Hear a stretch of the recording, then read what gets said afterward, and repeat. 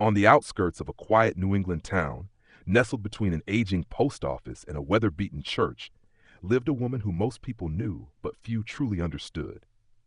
Her name was Helen Marsh. She was 47, unmarried, without children, and according to the whispers that floated down the grocery aisles and church pews, she never wore a trace of makeup. She didn't attend book clubs or wine nights or neighborhood cookouts. She didn't share Facebook posts or update her wardrobe to match the season. And while some found her curious, others found her unsettling. Every morning at precisely 6:30, Helen stepped outside her modest brick house wearing the same navy blue windbreaker, her face bare and hair pulled back in a loose bun. She would walk the 2 miles to the town's tiny library, where she worked as an archival assistant, quietly maintaining historical records and curating documents that almost no one asked for.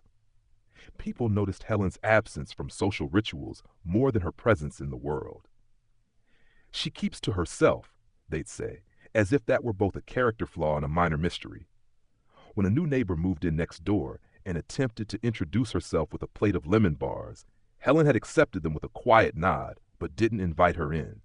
She had thanked her, offered a polite smile, and closed the door gently. Most assumed she was cold, or strange, or that she simply didn't like people.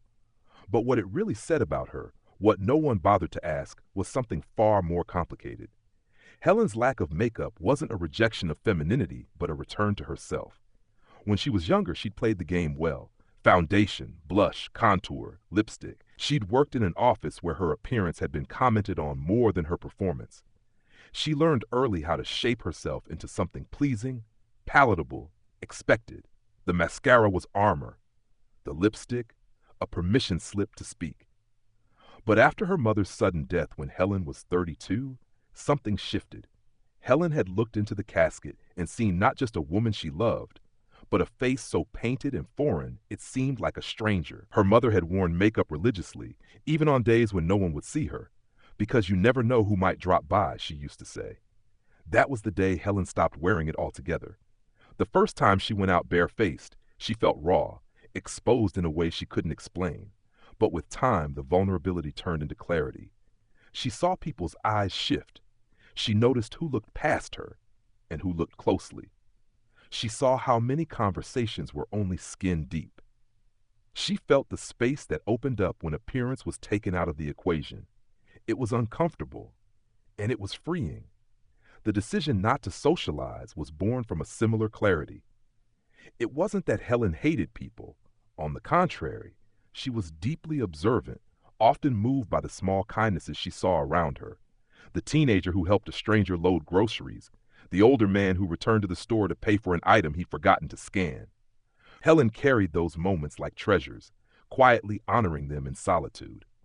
But she had learned, through experience, that small talk exhausted her, that the noise of casual conversation often drowned out the signal of real connection.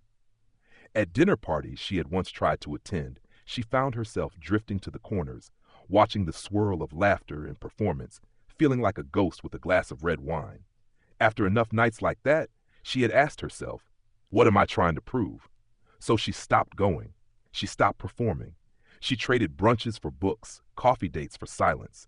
And in that silence, she found her mind sharper, her attention fuller. She didn't need to fill her calendar to feel valuable. At the library, she worked diligently and thoroughly. She knew the value of records, how lives were quietly preserved in dusty ledgers, marriage certificates, forgotten photographs. She took joy in putting things in order, in rescuing the past from neglect. She didn't need applause. She only needed to know it mattered. One afternoon, a high school senior named Maeve came into the library seeking help with a local history project. She approached Helen hesitantly, having heard from her mother that the library lady was odd. But Helen greeted her without judgment, asked smart questions, and guided her through the archives with a calm expertise that made Maeve feel less like a student and more like a collaborator. Over the next few weeks, Maeve came back often. She grew to like Helen, even admire her. One day, as they were sorting through old city maps, she blurted out, "My mom says you don't really talk to anyone, that you're kind of off the grid." Helen looked up and studied the girl's face. not with offense, but with curiosity. Then she said, being seen by fewer people doesn't mean you're worth less. It just means you're not as loud about your living. Maeve thought about that. Later that evening, she wrote it in her journal. What no one knew was that Helen had once been engaged. The ring had sat on her finger for 7 months, during a time when she still smoothed concealer under her eyes and scheduled brunches with other couples. But the relationship had chipped away at her slowly. Little remarks about her clothes, pressure to smile more in photos, arguments over her quietness. When she finally ended it, friends had told her she was too picky, too sensitive. One even suggested she'd be alone forever if she didn't put in more effort. But Helen didn't see solitude as something to be fixed. She saw it as space to breathe. On Sundays, she tended her garden, spoke to the birds that visited her feeders, and listened to classical music on a battered old radio. She wrote letters she never sent. She baked bread not to impress anyone, but because she liked the way it smelled in her house. Sometimes, yes, it was lonely, but it was her life. It fit her like a well-worn sweater. People love stories with resolution. They want the quiet woman to blossom, to put on mascara and fall in love with a neighbor. They want transformation, redemption, validation that silence is just a waiting room for something louder. But Helen wasn't waiting. She was living, not loudly, not publicly. And maybe what it really said about her was this, that she knew who she was, that she chose a life aligned with her values, not others' expectations, that she had learned to be at peace in her own skin, in her own company. And in a world obsessed with image and noise, that was more radical than most would ever understand.